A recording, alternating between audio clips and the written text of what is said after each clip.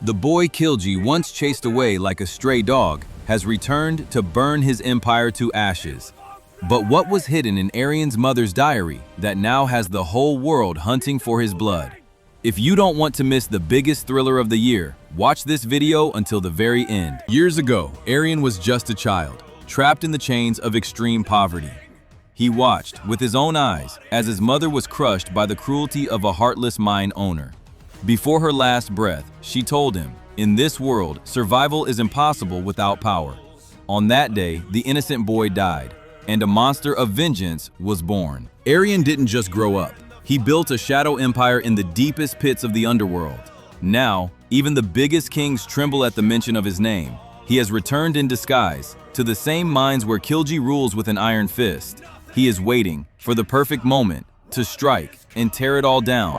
The owner of these mines, Jawad Khilji, he treated men like animals, but when his wolves raised a hand against an old, helpless soul, Aryan could no longer stay in the shadows. He stepped out of the darkness to prove one thing: those who have nothing to lose are the most dangerous enemies on earth. Aryan's courage lit a wildfire in the hearts of thousands. Those who lived in fear for years turned their tools into weapons of war. In the deep pits of the coal mines, a blood-soaked battle has begun. Because today, their king stands before them, leading the way through the lashing rain and the roaring flames. Aryan dragged Khilji to his mother's grave. With one final strike, a tyrant's reign turned to dust. Aryan took the throne, not to be a dictator, but to become a shield for the helpless. The king has finally returned home. Khilji is dead, but the fires of war have only just begun. Across the ocean, in the palaces of Dubai, sits his elder brother, Sultan Jawar, a man 10 times more ruthless, 10 times more dangerous. When he learned that a mere laborer had slaughtered his brother, his thirst for vengeance shook the very tides of the sea. Now, Sultan Jawar has arrived at the coast with an army of steel.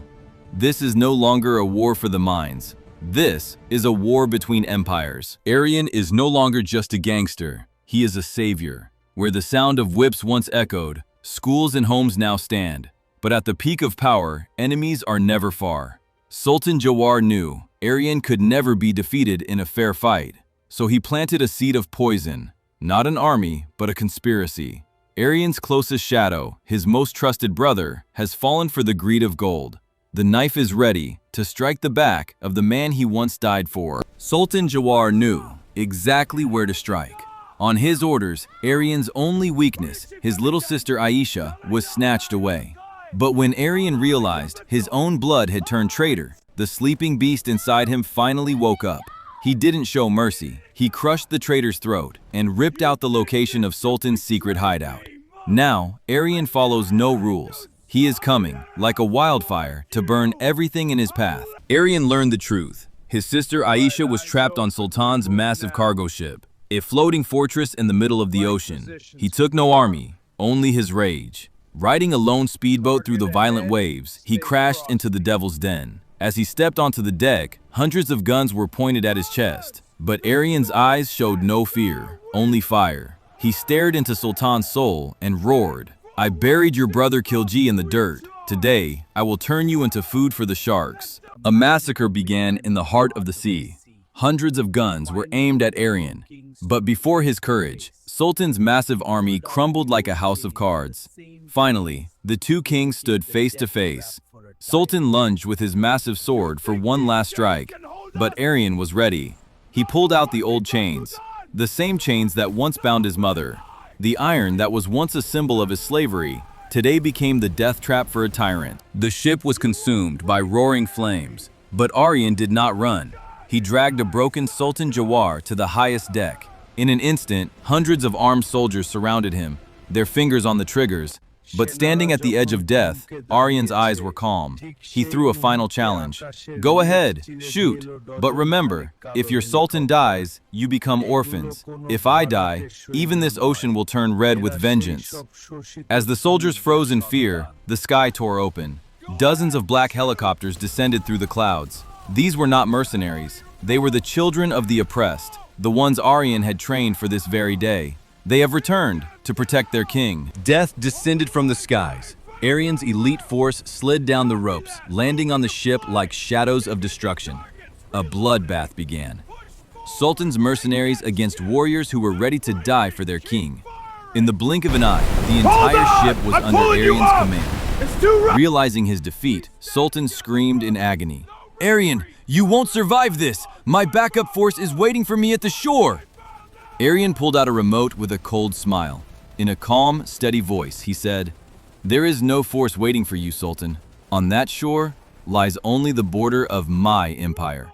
I blew up your backup ships with mines hours ago. I have turned every path of your return into a graveyard." Death descended from the skies. Aryan's elite force slid down the ropes, landing on the ship like shadows of destruction. A bloodbath began. Sultan's mercenaries against warriors who were ready to die for their king. In the blink of an eye, the entire ship was under Aryan's command. Realizing his defeat, Sultan screamed in agony, "Aryan, you won't survive this! My backup force is waiting for me at the shore!" Aryan pulled out a remote with a cold smile. In a calm, steady voice, he said, "There is no force waiting for you, Sultan. On that shore lies only the border of my empire. I blew up your backup ships with mines hours ago. I have turned every path of your return into a graveyard." As the flames from the ship touched the sky, Aryan rose above the chaos with Aisha by his side. From the heavens, he watched Sultan's pride burn into the ocean.